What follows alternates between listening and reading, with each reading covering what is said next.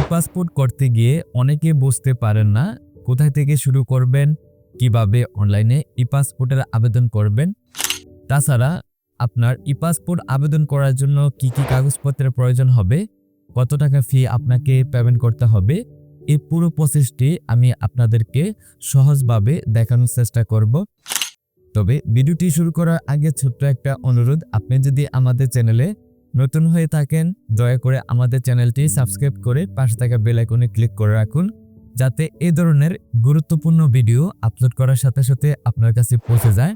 Alright, back to computer. দর্শক, আপনারা আপনাদের হাতের মোবাইল ফোন অথবা পিসির যে কোনো একটি ব্রাউজার ভিজিট করবেন এবং ভিজিট করে আপনারা সার্চ বারে টাইপ করবেন epassport.gov.bd। আপনারা এই লিঙ্কটি লিখে সার্চ করবেন। তাছাড়া আপনারা ভিডিও ডিসক্রিপশনে লিঙ্কটি পেয়ে যাবেন। লিঙ্কটিতে ক্লিক করলে আপনারা ই-পাসপোর্ট অনলাইন পোর্টালের এই সাইটটাতে চলে আসতে পারবেন। অ্যান্ড আসার পরে ফার্স্ট অফ অল আপনারা যখন নিচে স্ক্রল করবেন, স্ক্রল করার পরে আপনারা এখানে অ্যাপ্লাই অনলাইন ফর ই-পাসপোর্ট বা রিইস্যুর একটি অপশন পেয়ে যাবেন। এখান থেকে আপনারা ডিরেক্টলি টু অনলাইন অ্যাপ্লিকেশন যে অপশনটি থাকবে এটাতে আপনারা ক্লিক করবেন। অ্যান্ড ক্লিক করার পর এখানে কয়েকটি স্টেপ আপনাকে ফার্স্ট অফ অল ফলো করতে হবে। অ্যান্ড স্টেপ 1-এ আপনাকে যেটা করতে হবে, আপনি যদি বাংলাদেশ থেকে ই পাসপোর্টে অ্যাপ্লাই করেন তাহলে এখানে আপনি ইয়েস সিলেক্ট করে দিবেন। Are you applying from Bangladesh, এটি ইয়েস রাখবেন। তারপর হচ্ছে select district of your present address, অর্থাৎ আপনার বর্তমান জেলাটি এখান থেকে আপনি সিলেক্ট করবেন কোন জেলায় আপনি হচ্ছে পাসপোর্টে আবেদন করবেন।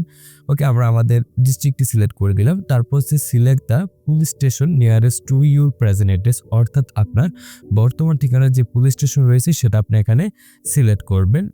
ওকে, আমরা এখান থেকে আমাদের থার্ডটি সিলেক্ট করলাম। দেন হচ্ছে আপনি এখানে আপনার রিজিওনাল পাসপোর্ট অফিসের নামটি দেখতে পারবেন। ওকে, তারপর হচ্ছে এখান থেকে জাস্ট আপনাকে যেটা করতে হবে কন্টিনিউতে ক্লিক করতে হবে।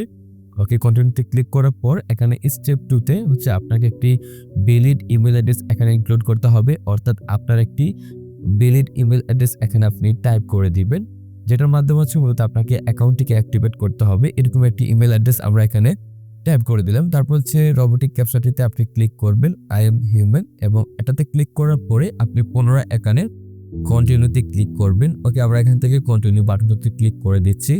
অ্যান্ড ক্লিক করার পরে আপনাকে স্টেপ 3-তে নিয়ে আসবে। অ্যান্ড হচ্ছে এখানে আপনাকে অ্যাকাউন্ট ইনফরমেশনগুলো ফিল আপ করতে হবে। ওকে, এবং অ্যাকাউন্ট ইনফরমেশন সেকশনটাতে যখন আপনি আসবেন, ফার্স্ট অফ অল আপনাকে যেটা করতে হবে, আপনাকে একটি স্ট্রং পাসওয়ার্ড এখানে মিনিমাম 6 ক্যারেক্টারের উপরে এখানে অ্যাড করতে হবে। এখানে পাসওয়ার্ডটা হচ্ছে 2 বার আপনাকে টাইপ করতে হবে। আমরা এখান থেকে মিনিমাম 6 ক্যারেক্টারের উপরে একটি পাসওয়ার্ড এখানে আমরা প্রথমে এখানে অ্যাড করব বা টাইপ করে দেব।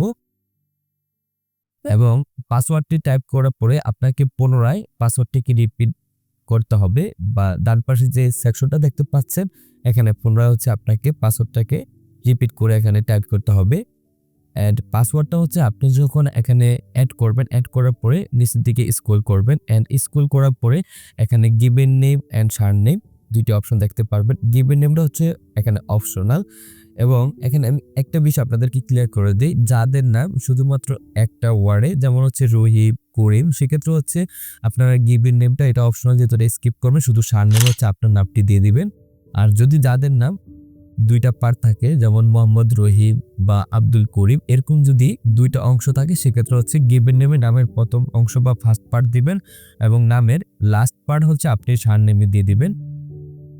ওকে, তারপর হচ্ছে নিচে হচ্ছে আপনার একটি সচল মোবাইল নাম্বার এখানে টাইপ করতে হবে। আমরা এখান থেকে একটি সচল মোবাইল নাম্বার এখানে টাইপ করে দিচ্ছি। টাইপ করার পরে নিচে এখানে আরো একটি রোবোটিক ক্যাপচা রয়েছে, আমরা রোবোটিক ক্যাপচাটাতে ক্লিক করব, এবং ক্লিক করার পরে নিচে ক্রিয়েট অ্যাকাউন্টস নামে একটা বাটন থাকবে, এটাতে আপনাকে ক্লিক করতে হবে।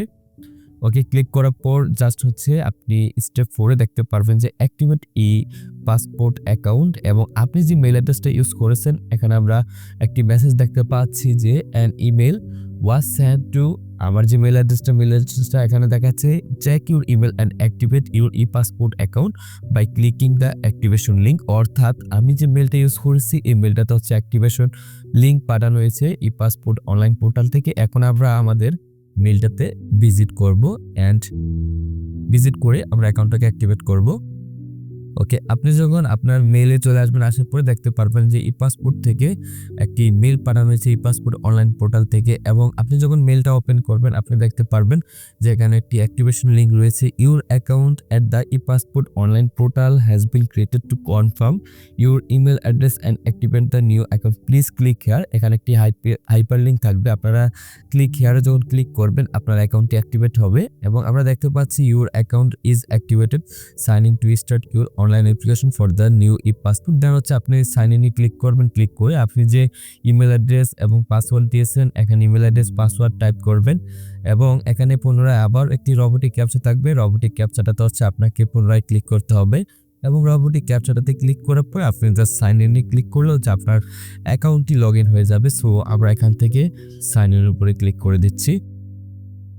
ওকে, ক্লিক করার পর হচ্ছে আমাদেরকে আমাদের যে ড্যাশবোর্ড ই পাসপোর্টের ড্যাশবোর্ডে আমরা প্রবেশ করতে পারবো। এন্ড প্রবেশ করার পর আপনি এখানে apply for a new e passport এরকম একটি বাটন পাবেন, এটাতে আপনি ক্লিক করবেন, এবং ক্লিক করার পর এখানে হচ্ছে এখন মেইনলি হচ্ছে আমরা ই পাসপোর্ট অ্যাপ্লিকেশনের যে প্রসেসটা সেটাতে আমরা চলে আসলাম। এবং এখানে ফার্স্ট অফ অল আপনাকে পাসপোর্ট টাইপটা সিলেক্ট করতে হবে। আমরা যেহেতু একজন সাধারণ পাবলিক, সো আমরা এখান থেকে অর্ডিনারি পাসপোর্ট এটা সিলেক্ট করবো। তবে যারা সরকারি কর্মচারী রয়েছে সেক্ষেত্রে তারা দ্বিতীয় অপশনটা সিলেক্ট করেন। ওকে, আমরা এখান থেকে অর্ডিনারি পাসপোর্ট এটা সিলেক্ট করে নেক্সটে ক্লিক করলাম। তারপর এখানে পার্সোনাল ইনফরমেশন ফিল আপ করতে হবে, এবং এখানে আপনি আই অ্যাপ্লাই ফর মাইসেলফ এটাতে ক্লিক করবেন। তারপর সিলেক্ট জেন্ডার, এখান থেকে হচ্ছে আপনার জেন্ডারটি আপনি সিলেক্ট করে দিবেন। ওকে, তারপর হচ্ছে আপনি দেখতে পারবেন এখানে আই অ্যাপ্লাই ফর মাইসেলফ যেটাতে আপনি ক্লিক করেছিলেন, এটাতে ক্লিক করার কারণে হচ্ছে এখানে বাই ডিফল্ট কিন্তু আপনার ইনফরমেশনগুলো চলে আসতেছে। আর যদি এটাতে ক্লিক না করেন সেক্ষেত্রে কিন্তু আপনার নাম চলে আসবে না অ্যাকাউন্টস থেকে, এবং ক্লিক করলে বাই ডিফল্ট চলে আসবে। তারপর হচ্ছে এখানে আপনার পেশাটা সিলেক্ট করতে হবে, আপনি কি করেন। ওকে, আমরা এখান থেকে প্রাইভেট সার্ভিস এটা সিলেক্ট করে দিলাম। আপনারা আপনাদের পেশাটা সিলেক্ট করবেন, তারপর হচ্ছে সিলেক্ট রিলিজিয়ন অর্থাৎ আপনার ধর্ম সিলেক্ট করবেন। তারপর হচ্ছে নিচের দিকে স্ক্রল করে আপনার এখানে হচ্ছে আপনার ডিস্ট্রিক্ট অফ বার্থ অর্থাৎ আপনার জন্মস্থান যে জেলা সেটা আপনি এখান থেকে সিলেক্ট করবেন। অবশ্যই আপনার যে এনআইডি কার্ডটা রয়েছে এনআইডি কার্ডের ব্যাক পার্টে কিন্তু আপনার জন্মস্থান আপনি দেখতে পারবেন। আমরা এখান থেকে যার পাসপোর্টটি করতে চাচ্ছি তার জন্মস্থানটা এখান থেকে আমরা সিলেক্ট করে দিচ্ছি, এবং জন্মস্থান সিলেক্ট করার পরে ডেট অফ বার্থ এখানে সিলেক্ট করতে হবে। ওকে, তার জন্য প্রথম হচ্ছে সালটা সিলেক্ট করতে হবে, তারপর হচ্ছে মাস সিলেক্ট করতে হবে, এবং মাস সিলেক্ট করার পর হচ্ছে তারিখটা সিলেক্ট করতে হবে। এবার হচ্ছে আপনি এখান থেকে ডেট অফ বার্থ বা জন্ম তারিখটা সিলেক্ট করে দিবেন। তারপর নিচে আপনার হচ্ছে সিটিজেনশিপ টাইপটা বাই বার্থ এটা সিলেক্ট করে সেভ এন্ড কন্টিনিউতে ক্লিক করে নেক্সট আপনি চলে যাবেন। তারপর হচ্ছে অ্যাড্রেস সেকশনে চলে আসতে পারবেন, এবং অ্যাড্রেস সেকশনে আসার পরে ফার্স্ট অফ অল হচ্ছে পার্মানেন্ট অ্যাড্রেসটা ফিল আপ করতে হবে। এবং বর্তমানে কিন্তু পাসপোর্টের পুলিশ ভেরিফিকেশন হয় না, যেটা হচ্ছে আগে আপনার পার্মানেন্ট অ্যাড্রেসে এসবি পুলিশ ভেরিফিকেশন হতো। সো এটা আসলে যারা পাসপোর্ট করতে চাচ্ছেন তাদের জন্য ইজি হয়ে গেছে বিষয়টা। ওকে, পার্মানেন্ট অ্যাড্রেসের ক্ষেত্রে প্রথমে হচ্ছে ডিস্ট্রিক্ট সিলেক্ট করতে হবে, তারপর হচ্ছে সিটি অথবা ভিলেজ অথবা হাউস, অর্থাৎ আপনার এনআইডি কার্ডে আপনার পার্মানেন্ট অ্যাড্রেস যদি ভিলেজ থাকে আপনি আপনার গ্রামের নামটা এখানে ইংরেজিতে টাইপ করবেন, অবশ্যই ক্যাপিটাল লেটারে টাইপ করবেন, এবং আপনার গ্রামটি টাইপ করার পরে নিচে হচ্ছে রোড ব্লক সেক্টর এটা কিন্তু অপশনাল রেখেছে। তবে আপনার যদি এনআইডি কার্ডে আপনার রোড ব্লক বা সেক্টর থেকে থাকে সেক্ষেত্রে আপনি দিতে পারেন অ্যাজ ইউ উইশ, তবে এটা না দিলেও চলবে। তারপর হচ্ছে আপনার পুলিশ স্টেশন আপনার পোস্ট অফিস আপনি এখান থেকে সিলেক্ট করবেন, এবং পোস্ট অফিসটা যখন আপনি সিলেক্ট করবেন এখানে পোস্টাল কোডটা বাই ডিফল্ট চলে আসবে। দেন হচ্ছে আপনাকে পুলিশ স্টেশন বা আপনার যে থানা সেটা আপনাকে এখান থেকে সিলেক্ট করতে হবে। ওকে, পার্মানেন্ট অ্যাড্রেসটা আমরা ফিল আপ করলাম, এবং পার্মানেন্ট অ্যাড্রেসটা ফিল আপ করার পরে আপনাকে নিচে হচ্ছে আপনার প্রেজেন্ট অ্যাড্রেসটা ফিল আপ করতে হবে। ওকে, এবং এখানে আমরা দেখতে পাচ্ছি present and permanent address same হলে এখানে যদি আপনি ক্লিক করেন তাহলে অটোমেটিক্যালি কিন্তু আপনার অ্যাড্রেস জোনটা অ্যাড হয়ে যাচ্ছে। তারপর হচ্ছে নিচে আপনি আপনার রিজনাল পাসপোর্ট অফিসটা দেখতে পারবেন, যে পাসপোর্ট অফিসে আপনি হচ্ছে আপনার পাসপোর্টটা করতে চাচ্ছেন, এবং অবশ্যই আপনার যদি আবেদনের কোনো ভুল হয় এবং যেখানে আপনি আবেদন করেছেন সেখানে কিন্তু যোগাযোগ করতে হবে। তারপর নেক্সট ধাপে আসার পরে আইডি ডকুমেন্ট সেকশনে এসে আপনার এনআইডি কার্ডের নাম্বারটা এখানে ট্যাগ করতে হবে, এবং ট্যাগ করার পর অটোমেটিক্যালি কিন্তু আপনার এনআইডি কার্ডটা ভেরিফাইড হবে। এবং আপনি যদি বলতেন কিন্তু সেক্ষেত্রে হচ্ছে আপনার ডাটা কিন্তু এখানে ভেরিফাইড হবে না। আমরা দেখতে পাচ্ছি data found in NID system and হচ্ছে আবেদনকারী তথ্যগুলো কিন্তু এখানে অটোমেটিক্যালি জেনারেট হয়েছে। ওকে, তারপর হচ্ছে do you have any previous passport, যেহেতু আমরা নতুন একটি পাসপোর্ট করবো সো আমাদের পূর্বে কোনো এমআরপি কিংবা ই পাসপোর্ট নেই, সো আমরা এখান থেকে 3 নম্বর অপশনটা সিলেক্ট করব। তবে যারা রিনিউ করবেন সেক্ষেত্রে হচ্ছে আপনাদের অপশনটা আপনারা সিলেক্ট করবেন। তারপর নেক্সট ধাপে চলে যাবেন এবং নেক্সট ধাপে আসার পরে প্যারেন্টাল ইনফরমেশন অর্থাৎ আপনার পিতামাতার ইনফরমেশনগুলো হচ্ছে এখানে আপনাকে ফিল আপ করতে হবে। তার জন্য প্রথমে আপনার পিতার তথ্য দিতে হবে, যেমন আপনার বাবার নাম প্রথমে আপনাকে টাইপ করতে হবে। অবশ্যই আপনার এনআইডি কার্ডটা লক্ষ্য করে আপনার পিতার নামটা দিবেন। তারপর হচ্ছে আপনার পিতার পেশা দিয়ে দিবেন। এবং এখানে আরেকটা কথা ইনক্লুড করি, আপনারা অনেকে বিভ্রান্ত হন আপনার পিতামাতার এনআইডি কার্ডে কিভাবে আপনার পিতামাতার নাম রয়েছে সেটা কিন্তু ম্যাটার না। সো আপনার এনআইডি কার্ড অনুযায়ী কিন্তু আপনার পিতামাতার নাম এখানে ফিল আপ করতে হবে। তারপর হচ্ছে এনআইডি কার্ডের নাম্বারটা দিয়ে দিবেন আপনার পিতার, যদি না থাকে দেওয়ার প্রয়োজন নাই, অপশনাল। সেম আমরা এখানে মাতার তথ্যটাও ফিল আপ করে দিচ্ছি। অবশ্যই যার ই পাসপোর্ট করব তার আর ই পাসপোর্ট তার এনআইডি কার্ডটা লক্ষ্য করে আমরা কিন্তু এখানে পিতামাতার তথ্যগুলা ফিল আপ করছি। এবং এখানে হচ্ছে যদি আপনার পিতামাতার এনআইডি কার্ডের নাম্বার থাকে দিয়ে দিবেন, না থাকলে দেওয়ার প্রয়োজন নাই। ওকে, আমি দিয়ে দিলাম যেহেতু ওনার পিতামাতার এনআইডি কার্ডের নাম্বার রয়েছে। ওকে, তারপর হচ্ছে 7 কন্টিনিউতে ক্লিক করে নেক্সট ধাপে চলে যাবেন। তারপর হচ্ছে আপনার মেরিটাল স্ট্যাটাস, আপনি যদি সিঙ্গেল হন সিঙ্গেল সিলেক্ট করবেন, বিবাহিত হলে মেরিট সিলেক্ট করবেন। তারপর আপনি নেক্সট ধাপে চলে যাবেন। দেন হচ্ছে ইমার্জেন্সি কন্ট্যাক্ট অ্যাড্রেস, যেহেতু আমি যার পাসপোর্ট করবো উনি সিঙ্গেল, সো এখানে ইমার্জেন্সি কন্ট্যাক্ট অ্যাড্রেস ওনার পিতাকে দেখিয়ে দিলাম, ফাদার্স দেখিয়ে দিলাম। দেন হচ্ছে ওনার পিতার অ্যাড্রেসটা এখানে ফিল আপ করতে হবে। ওকে, আমরা এখান থেকে প্রথমে ওনার ডিস্ট্রিক্ট সিলেক্ট করলাম, তারপর হচ্ছে ওনার গ্রাম আমরা ইংরেজিতে ক্যাপিটাল লেটারে লিখে দিলাম। তারপর হচ্ছে পোস্ট অফিস এখানে আমরা সিলেক্ট করে দিচ্ছি। ওকে, পোস্ট অফিস সিলেক্ট করার পর পোস্টাল কোডটি অটোমেটিক্যালি চলে আসলো। দেন হচ্ছে ওনার পুলিশ স্টেশনটা আমরা এখান থেকে সিলেক্ট করে দিচ্ছি। দেন হচ্ছে নিচে এখানে আবেদনকারী পিতার অর্থাৎ যাকে আপনি ইমার্জেন্সি কন্ট্যাক্ট অ্যাড্রেসে ব্যবহার করবেন ওনার একটি কন্ট্যাক্ট নাম্বার এখানে দিয়ে দিবেন। ওকে, আমরা এখান থেকে আবেদনকারী পিতার মোবাইল নাম্বারটা এখানে আমরা টাইপ করে দিচ্ছি। ওকে, মোবাইল নাম্বারটা টাইপ করার পরে আপনি এখানে 7 কন্টিনিউতে ক্লিক করবেন। দেন হচ্ছে পাসপোর্ট অপশন থেকে আপনি এখানে কত বছর মেয়াদে পাসপোর্ট করবেন। 5 বছর মেয়াদে করলে 4025 টাকা এবং 10 বছর মেয়াদে করলে 5750 টাকা ব্যাংক ড্রাফট করতে হবে 48 পাতার। এবং রেগুলার ডেলিভারিতে হচ্ছে 5750 টাকা, আপনার হচ্ছে 15 ওয়ার্কিং ডেজ এর মধ্যে হচ্ছে পাসপোর্ট দেওয়া হয়। এক্সপ্রেস ডেলিভারিতে 8050 টাকা, ডেলিভারি টাইম 7 ওয়ার্কিং ডেজ। এবং সুপার এক্সপ্রেস ডেলিভারিতে 2 ওয়ার্কিং ডেজ এর ভিতরে আসলে আপনাকে পাসপোর্ট দেওয়া হয়, সেক্ষেত্রে হচ্ছে 10,050 টাকা ব্যাংক ড্রাফট করতে হবে। তবে আমরা নর্মালি রেগুলার রাখলাম, রেগুলার ডেলিভারিতে হচ্ছে আমরা পাসপোর্টটা আবেদন করবো। সো রেগুলার ডেলিভারিতে সিলেক্ট করার পরে নিচে একটি ডেট আপনাকে সিলেক্ট করতে হবে এবং একটি টাইম এখান থেকে সিলেক্ট করতে হবে অ্যাপয়েন্টমেন্টের জন্য। দেন হচ্ছে 7 কন্টিনিউতে ক্লিক করার পরে আপনি পুরো অ্যাপ্লিকেশনটা হচ্ছে আপনি এখানে প্রিভিউ দেখতে পারবেন। আপনি এখানে একটু টাইম নিয়ে ভালোভাবে চেক করবেন আপনার আবেদনে কোনো ভুল আছে কিনা। যদি ভুল না থাকে নিচ থেকে স্ক্রল করে আপনি টার্মস এন্ড কন্ডিশনতে এগ্রিতে ক্লিক করবেন। ক্লিক করে আপনি confirm and process to private সেকশনে চলে যাবেন এবং কনফার্মে ক্লিক করার পর দেন আপনি পুনরায় নিচের দিকে স্ক্রল করে আপনি এখান থেকে অফলাইন পেমেন্টের উপরে ক্লিক করে এখান থেকে কন্টিনিউতে ক্লিক করবেন। ওকে, ক্লিক করার পর হচ্ছে দেন হচ্ছে আপনার অ্যাপ্লিকেশনটি ফাইনালি সাবমিটেড হবে। দেন হচ্ছে আপনি এখান থেকে অ্যাপ্লিকেশন কপিটা ডাউনলোড করতে পারবেন। এবং আমরা প্রথমে হচ্ছে অ্যাপ্লিকেশন কপিটা এখানে ডাউনলোড করলাম, আপনারা দেখতে পাচ্ছেন। আপনি যখন পাসপোর্ট আবেদন করবেন 3 পেজের অ্যাপ্লিকেশন কপি একটা দেখতে পারবেন, তারপর হচ্ছে একটা প্রিন্ট সামারি 1 পেজের দেখতে পারবেন।